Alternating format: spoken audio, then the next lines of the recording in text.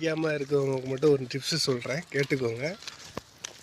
கல்யாணம் முடியாமல் இருக்கா, கூட ஒரு 2 வருஷம் கூட கழித்து கூட கல்யாணம் பண்ணிக்கோங்க.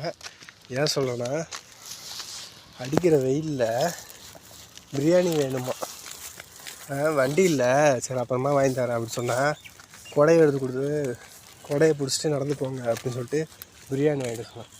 சரி பிரியாணி மட்டும் பரவாயில்ல, பிரியாணி சாப்பிட்டோன்னா ஐஸ்கிரீம் வேறு. கல்யாணம் பண்ண பாவத்துக்கு இந்த வெயிலில், மொட்டை வெயிலில் அலைய வைக்கிறாங்க. வண்டியில் சொன்னியும் நடந்து போய் வாங்கிட்டு வான்னு சொல்லிட்டு 3/4 கிலோமீட்டர் நடந்து போயிட்டு வாங்கிட்டு போய்கிட்டு இருக்கேன். வெயில் பாருங்கள் என்ன அடி அடிக்குன்னு.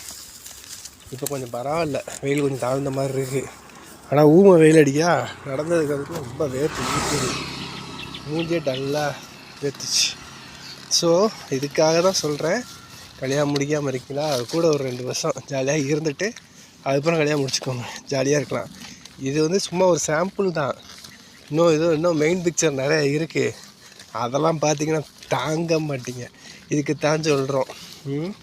ஆகணும்னு சொல்லிடுவாங்க, நீ கல்யாணம் முடிச்சுட்டு எல்லாத்தையும் பார்த்துட்ட நீ சொல்லுவ, நான் நினைக்க வைப்பேன். அதுக்கு தாண்டா சொல்கிறேன், ஒரு 2 வருஷம் கழிச்சு வெயிட் பண்ணி பாருங்கன்னு சொல்லிட்டேன். நான் போய் பிரியாணி சாப்பிட போகிறேன், வீடு வந்துச்சு. பாய்.